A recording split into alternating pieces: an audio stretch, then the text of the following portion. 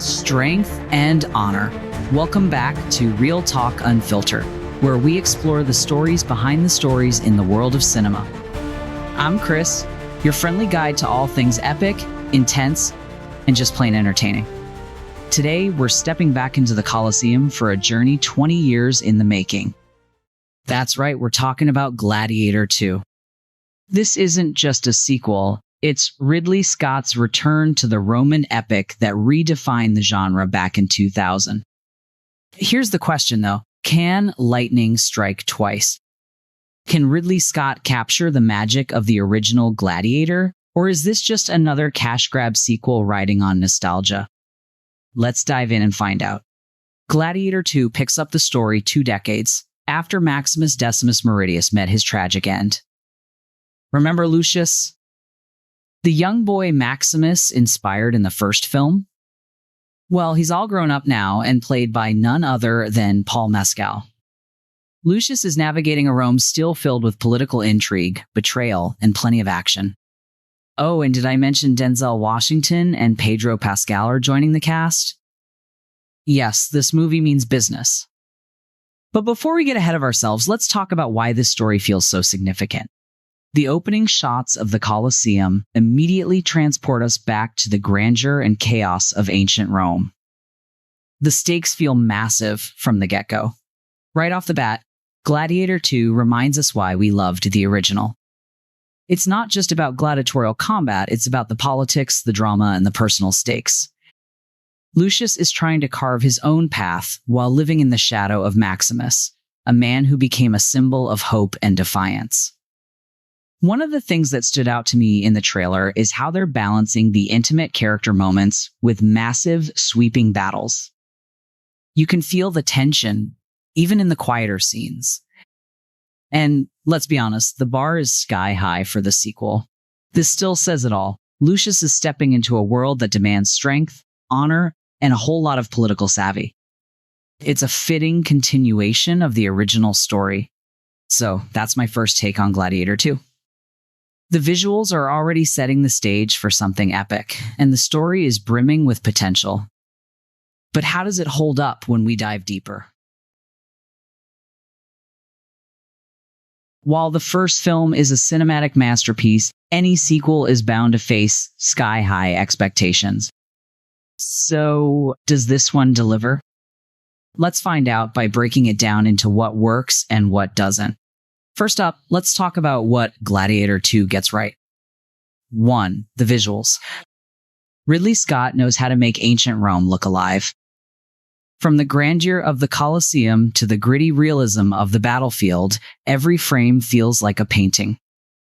The use of natural light during outdoor scenes, mixed with dramatic shadows indoors, adds a level of authenticity that pulls you in immediately. Look at this shot. Ridley Scott is clearly still the master of epic landscapes and immersive set design. You can almost hear the roar of the crowd. 2. The acting. Paul Mescal as Lucius is a revelation. He manages to bring both strength and vulnerability to the role, carrying the emotional weight of living in Maximus's shadow. And then there's Denzel Washington. Every line he delivers feels like it belongs on a marble plaque. His character brings a gravitas that complements Lucius's journey. And let's not forget Pedro Pascal, who's oozing charm and menace in equal measure. He's the kind of character you love to hate, and that's a good thing. Paul Mescal brings a quiet intensity to Lucius that mirrors Maximus's stoic strength while still feeling fresh and unique. 3. The action. The fight scenes are brutal and breathtaking. Ridley Scott once again proves he can choreograph large-scale battles while keeping the focus on the characters. There's one particular sequence, a nighttime ambush, that had me gripping the edge of my seat. Just look at the detail here. Every clash of swords and every scream feels raw and real. This is action done right. But no movie is perfect, and Gladiator II has its share of shortcomings. 1. The pacing. At times, the story drags. The movie is ambitious, and while that's commendable, some scenes feel like they're lingering too long on political intrigue at the expense of momentum. It's like they're trying to cram in every subplot, and not all of them hit as hard as they should. These moments of intrigue are interesting, but could have been trimmed to keep the story moving. 3. The stakes. While the personal stakes for Lucius are clear, the larger stakes for Rome feel a bit underdeveloped. The movie hints at major political upheavals, but doesn't fully explore them. It's as if the story wanted to stay focused on Lucius, but couldn't resist dipping its toes into larger historical events. Here's a glimpse of the movie's attempt to balance personal and political stakes. While it's intriguing, it sometimes lacks the punch of the original. So, where does that leave us? Gladiator II is a visually stunning and emotionally charged sequel with standout performances and breathtaking action. It's not without its flaws, but for fans of the original, it's a worthy return to Rome. Coming up next, we'll dive into the deeper themes of the film: legacy, redemption, and the weight of carrying a legendary name like Maximus. All right, we've broken down the good, the bad, and the in-between of Gladiator II. Stunning visuals, strong performances, but some pacing hiccups. What did you think? Next, we're diving deeper into the movie's themes, symbolism, and what Gladiator II is really trying to say. Before we jump into the deep dive, let me address something real quick. If you're expecting a 20-minute or longer analysis, I totally get it. Deep dives can go that route. But here on Real Talk Unfiltered, we prioritize your time. Our goal is to deliver insightful, spoiler-free commentary that respects your experience of the movie. That's why we focus on the themes, symbolism, and cultural impact without diving into plot details or heavy spoilers. Think of it as a thoughtful discussion you can enjoy without feeling like you've spent as long as the movie itself. If there's more you'd like me to expand on in future episodes, let me know in the comments. I'm always open to exploring what matters most to you.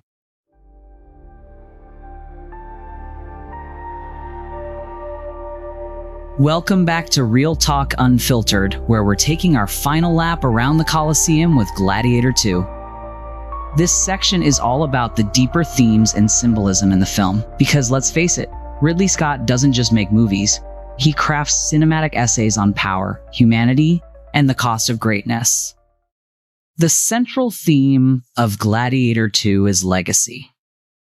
Lucius is haunted by Maximus's sacrifice, not just because Maximus saved his life, but because he showed him what true strength and honor look like. Throughout the film, Lucius grapples with the weight of living up to that legacy. Can he be the leader Maximus was, or will Rome's corruption swallow him whole? The story cleverly mirrors Lucius's personal struggle with Rome's political landscape as both fight for redemption. This quiet moment captures the theme perfectly. Lucius is searching for a way to honor the man who inspired him while carving out his own identity. One thing Gladiator II explores brilliantly is the corrupting influence of power. In many ways, Lucius is surrounded by the same kind of treachery that Maximus faced. But here's where the film gets interesting. Lucius isn't just fighting the obvious villains. The movie dives into the gray areas of morality, showing how even the best intentions can lead to ruin. It asks, can anyone hold power without being corrupted by it? Denzel's character serves as a mentor to Lucius, but there's a constant tension. Is he guiding Lucius or manipulating him for his own ends? Like the original Gladiator, this movie doesn't shy away from the cost of freedom. For Lucius, freedom isn't just a political concept. It's deeply personal. He's fighting to free Rome from corruption, yes, but he's also fighting to free himself from the shadow of Maximus. The sacrifices Lucius makes along the way, both physical and emotional, force him to confront what freedom truly means. And here's where the movie gets poetic. Freedom in this story often comes at the ultimate cost. This scene shows Lucius stepping fully into his role as a leader. It's not just about the fight, it's about the ideals he's fighting for. One of the things I loved about Gladiator II is how it reflects on the culture of its time, not just ancient Rome, but our time too. In a world where power is often centralized and abused, the movie feels like a timely exploration of how leaders are shaped by their values, or their lack of them. The way Rome's political machinations play out on screen feels eerily relevant, reminding us that history has a funny way of repeating itself. This shot of the Colosseum is more than just a setting. It's a symbol of both the greatness and the brutality of Rome, and by extension, any powerful civilization. Ultimately, Gladiator II is about more than gladiators, battles, or political intrigue. It's about what it means to carry a legacy. Maximus's story was one of revenge and redemption, but Lucius's story is about forging a new path while honoring the past. For fans of the original, this sequel offers plenty to chew on. It's not perfect, but it's ambitious, visually stunning, and full of heart. It reminds us why Ridley Scott is a master of epic storytelling. And that wraps up our deep dive into Gladiator II. From its exploration of legacy and vengeance to the powerful symbolism woven into its storytelling, this movie gives us plenty to think about. But what about you? What themes stood out the most to you, and how do you think Gladiator II compares to the original? Let me know your thoughts in the comments or on social media. Don't forget to follow the podcast for more deep dives, reviews, and commentary on your favorite movies. And if you enjoyed this breakdown, share it with a fellow movie fan.